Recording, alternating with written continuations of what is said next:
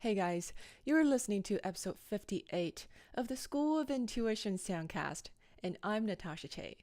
This soundcast is a self-realization training for the empathic badass, and my goal here is to help you to live a life of power and grace as an empathic light being, and to find your unique ways to make an impact on this planet. In the last episode, I talked about my New Year's resolution, which essentially entails making a deeper commitment into living a life driven by my authentic inspirations. So after I published that, I got emails from some of you sharing with me some of your New Year's resolutions as well. And that was adorable. I enjoyed reading about what you are up to, and thanks for sharing that with me. And some of you also had questions about this resolution that I talked about, including, well, if I do this, this, and this, does this count as following my inspiration, or am I just being irresponsible? So I think I will answer some of those questions in the next episode. So if you listen to the previous one and you are intrigued, make sure you tune in to the next one as well. But today I want to talk about stress. I want to talk about stress because I was traveling last weekend. I was in San Francisco, and that was wonderful. I love the Bay Area. But the thing is, after I got back home, it was like there were 10,000 things waiting to be done, and it was so overwhelming because I spent the entire long weekend, didn't do anything productive at all. So it was overwhelming, and I had to sit down with myself and had a talk with myself where I basically, like I usually do when I feel like I need a pep talk, or I need a consciousness check in my life. I would sit down with myself and I channel the universe and I set myself straight.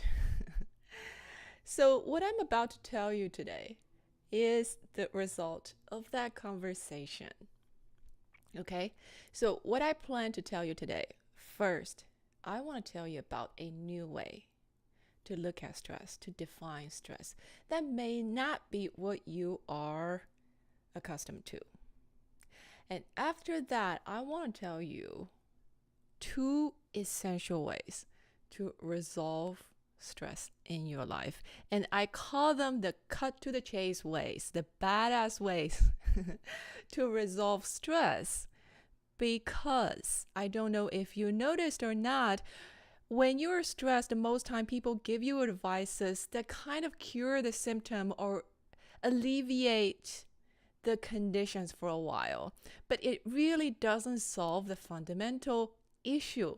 And what I'm about to tell you is not that kind of approach. Okay? I'll give you two approaches to look at this. And if you take this advice to a T, here's my bold guarantee to you. Okay? If you really follow what I talked about today, you won't need stress alleviation. You won't need massages, aromatherapy. You don't need to sit down in a yoga studio chanting Om. Well, you're free to do all those things. I do those things because they're fun. But you don't need them. You will not need them. That being said, there is a catch, okay? What I'm about to tell you, they're not necessarily easy to implement. Sometimes it can require some fundamental shifts in your attitude and in the way you conduct business in your life.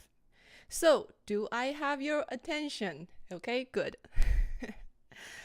Okay, so let's talk about what is stress? And what I want to tell you is point number one, stress is unacknowledged pain.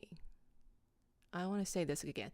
Stress is unacknowledged pain.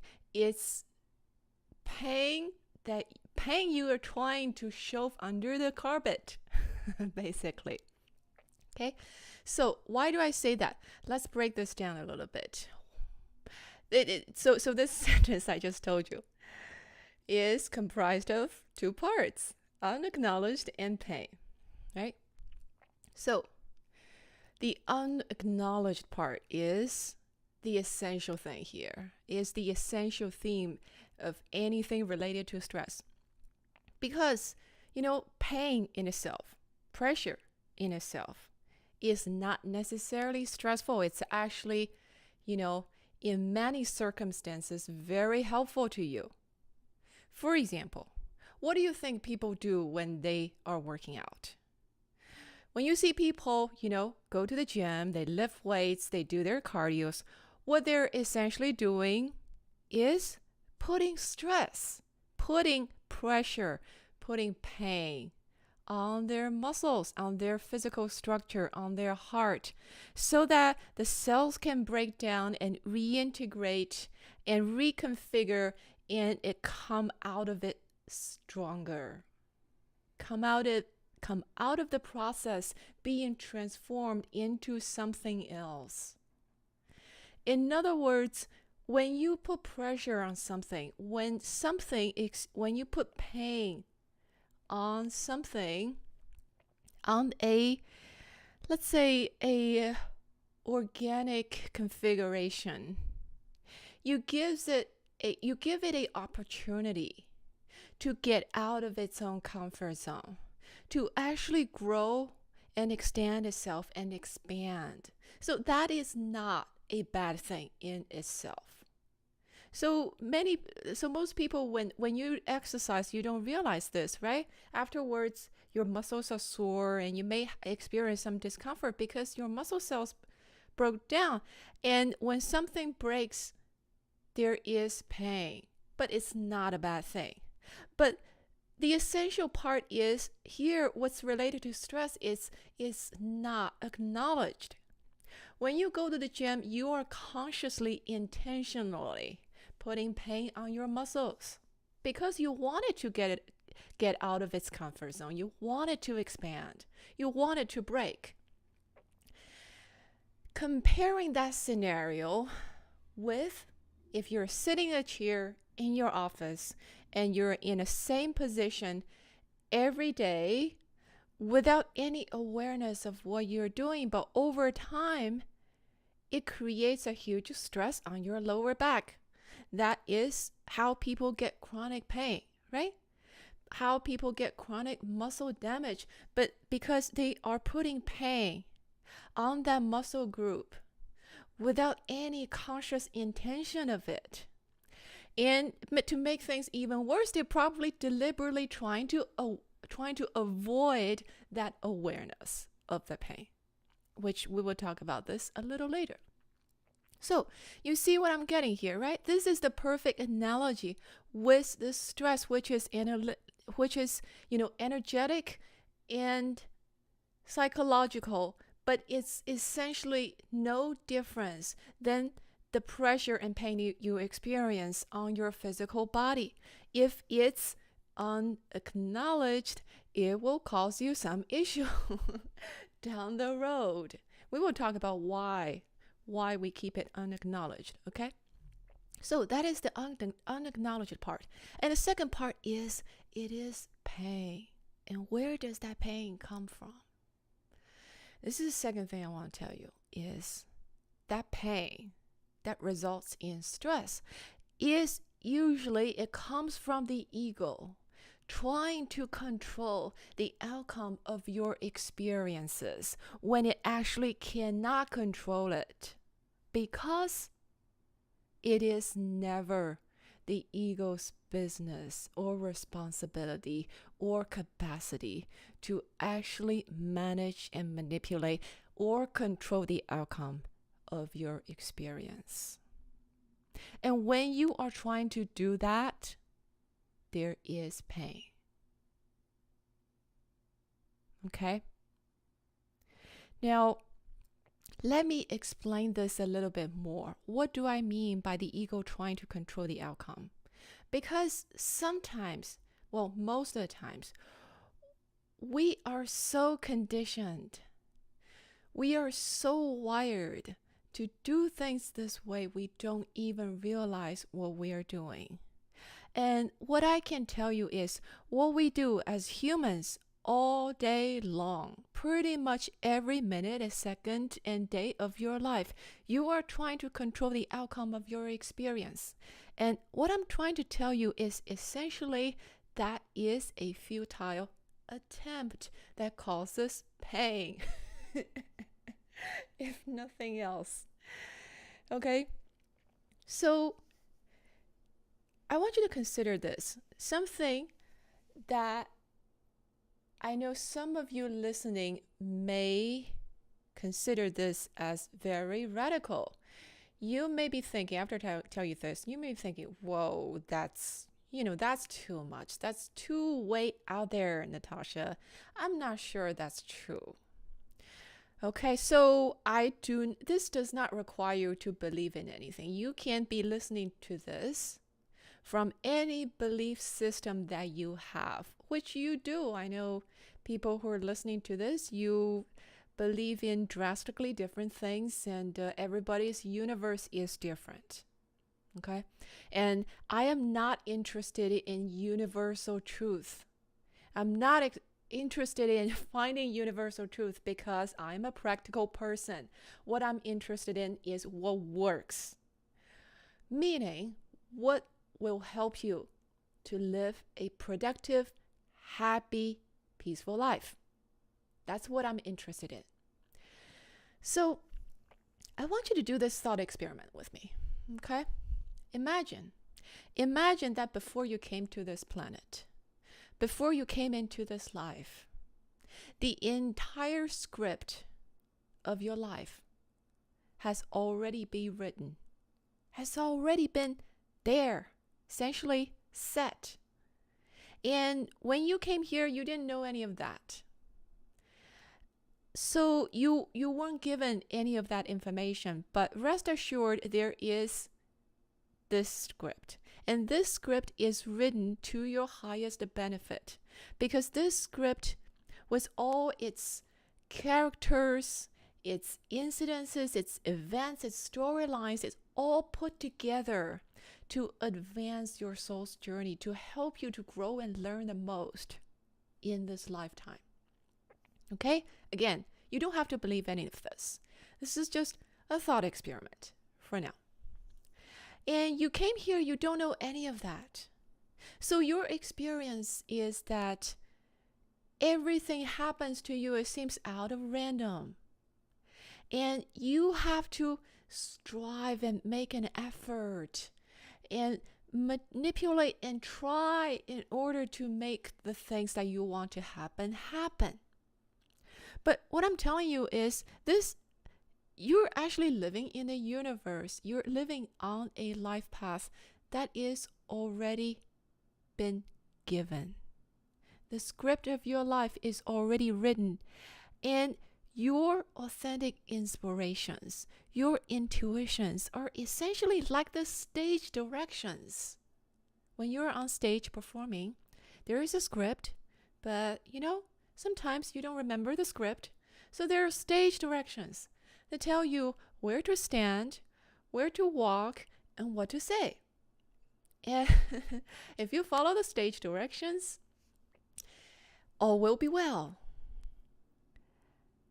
Imagine if that is actually the scenario, if that is the reality of your life.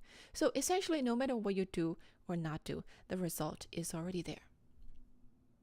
How do you think that would change your attitude, your life?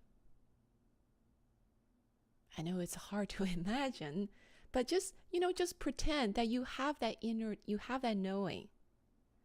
And it's not a conceptual knowing, but the result is already there. And I can tell you it is actually already there. But you don't have to believe me.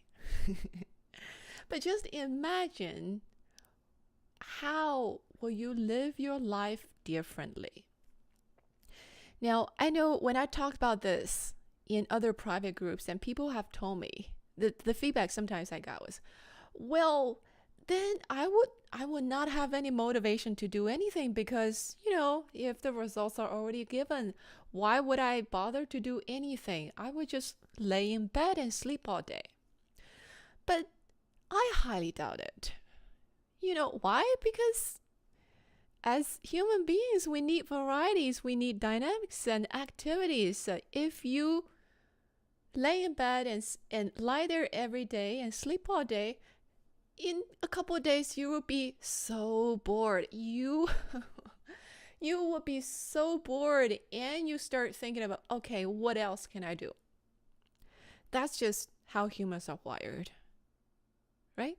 So I can tell you, like, the more realistic outcome, if that is the universe that you live in, is that you start to realize, oh, since I'm not responsible for the result, since the result is already given, I'm pretty much just free to do whatever the hell I want. You would have much easier time following your authentic stage directions, following your intuition, following your inner GPS in that kind of scenario. Because a lot of times, people tell me, hey, I know I'm intuitive. I know I have this inner voice, but I cannot hear it. You know what happens? A lot of times you cannot hear it because it's being it's being hidden by your ego trying to set its own agenda. In other words, trying to control the outcome of your experience. So if that part is taken out from your system, you would not have any problem following your inspirations, following your intuitions. It will be huge freedom, huge opening space for your life. And in that scenario, I can tell you, you will not know what stress is. Because what's to be stressed about? The result is already there. You do what you feel called to do, and that's it. And the result of whatever that happens has nothing to do with your actions because it's already written. Okay? In that scenario, you have no stress. Life has no stress. Versus the scenario of complete uncertainty, which is where most of us live most of the time. Imagine, let's say you're going to the next town. You have a important meeting, important appointment, then you need to go somewhere to meet this person. And then you go to a bus station. In this scenario, if you are a commuter, if you take the bus all the time and every day, you know that the bus will come at 10 a.m.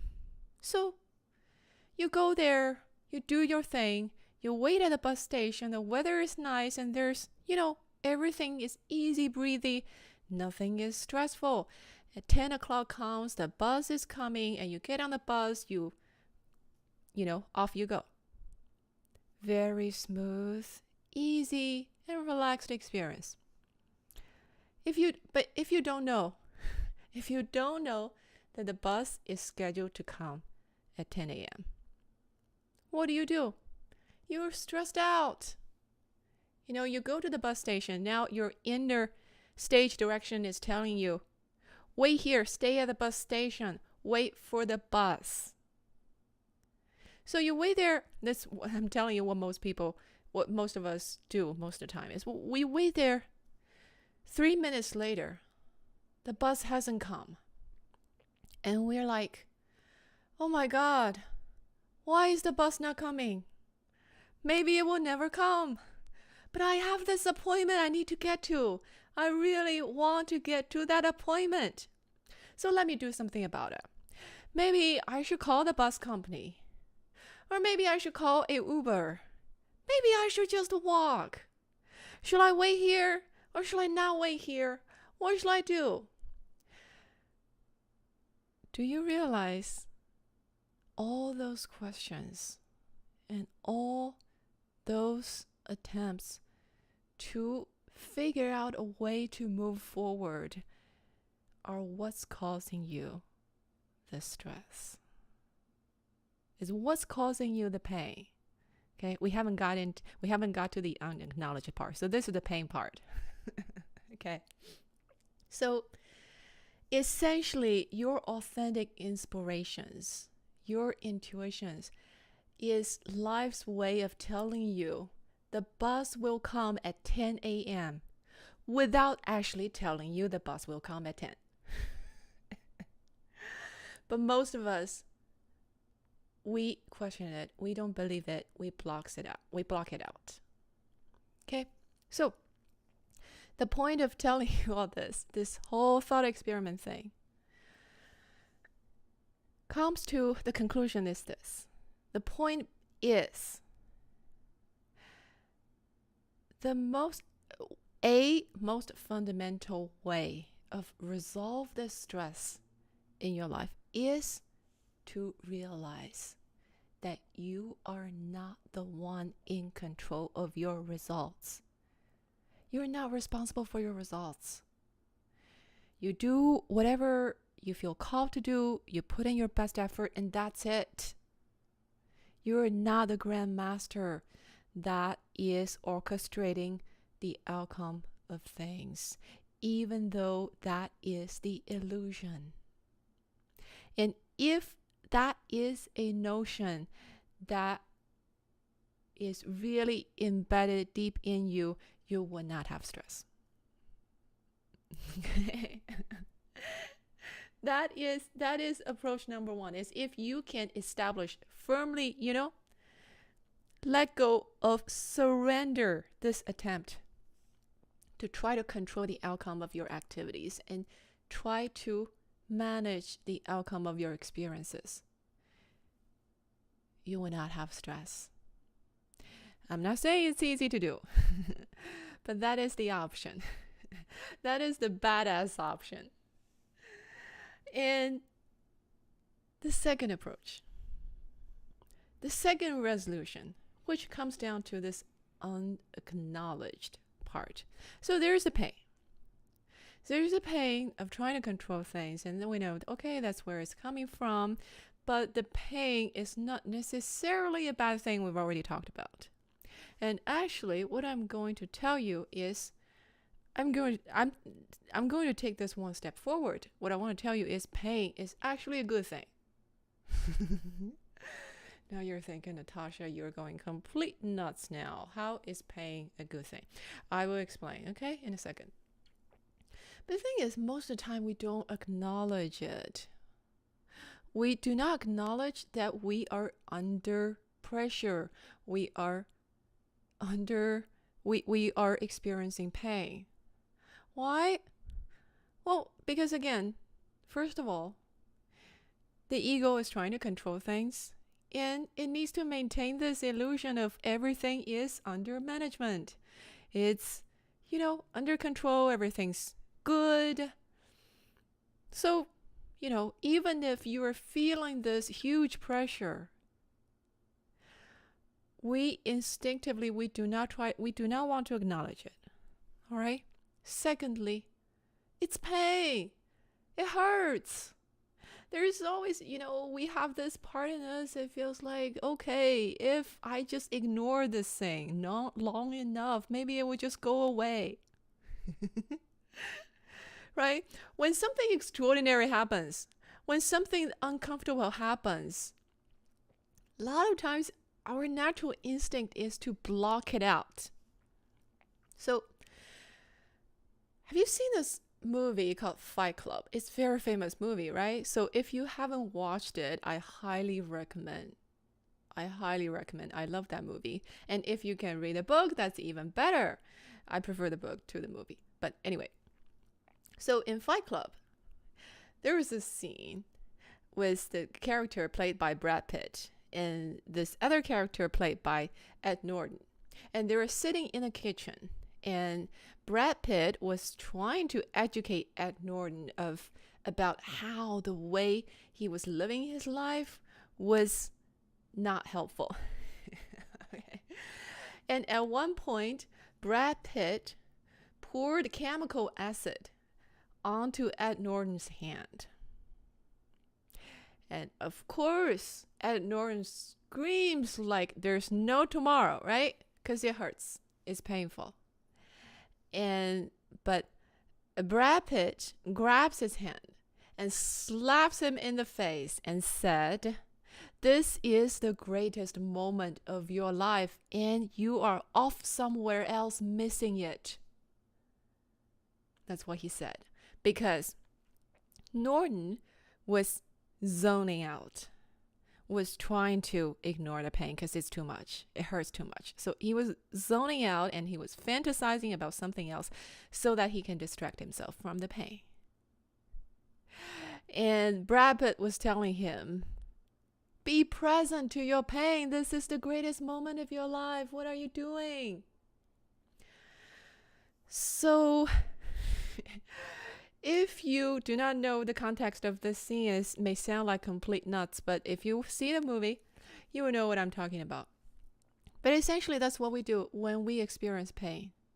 We try to sweep it under the carpet because it hurts too much, because we want it to go away, because we want to maintain this illusion that everything is under control. But the thing is, pain, when it's fully experienced, it has a very profound impact on you, and that impact is highly positive. The pain, when it's fully experienced, when you allow it to be present, when you can sit with that pain, no matter how uncomfortable it is, it has a consciousness altering effect. When it is fully experienced, it's like you go to the gym to consciously exercise your muscles. It's like you are going to the gym to consciously make your muscle groups break down. The result is it expands who you are, it builds you up. It makes you stronger, more expansive, more powerful. And also, side note, for those of you listening who are interested in expanding consciousness, who are interested in your conscious evolution, do you realize pain, when fully experienced, is actually a form of very intense meditation? Okay? It has a consciousness altering effect. And just like going to the gym, after you exercise, some of the effect that stays with you. Okay? You flex your tummies for like 2,000 times, and one day you realize, oh, your tummy stays in. Versus, and it's the type of thing, you don't need to go to look for psychedelics or to, practice, go find a meditation teachers to practice any, serious structured modalities to practice this meditation. If you just make a deliberate practice to acknowledge your pain, to be present, be aware with your pain, no matter what kind of pain it is, I guarantee you, if you make a practice of doing this, consciously doing this, you will be a very different person in a year. You will be calmer, you will be happier, you'll be stronger, you'll be more compassionate. You be one step closer to the person that you want to be. And it doesn't cost you a penny. So,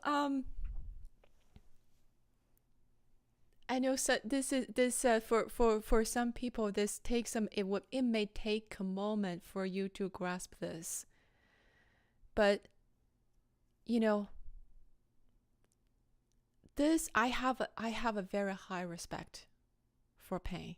And I'm telling you this as a empath who is very, very sensitive to pain or any kind of stimuli for that matter, and who have experienced so much pain in my life. Sometimes when that happens to the extent that I feel like, how can I even how can my physical body, how can my physical existence even survive this at all? Because it feels so annihilating, it feels so bone and flesh shattering that you start thinking there is no way I could possibly survive this pain. But when you do, you have become a different person. Your nervous system is configured differently. You realize there is suddenly this opening in your consciousness that wasn't there before. And that space is where your freedom comes from. I'm not saying this is the only way to experience, to expand your consciousness. It's not, okay? But I'm just telling you, in relation to the topic that we discussed today, stress is unacknowledged pain. Pain is always there, almost always. Most people shove it under the carpet. And some people shove it under the carpet so much.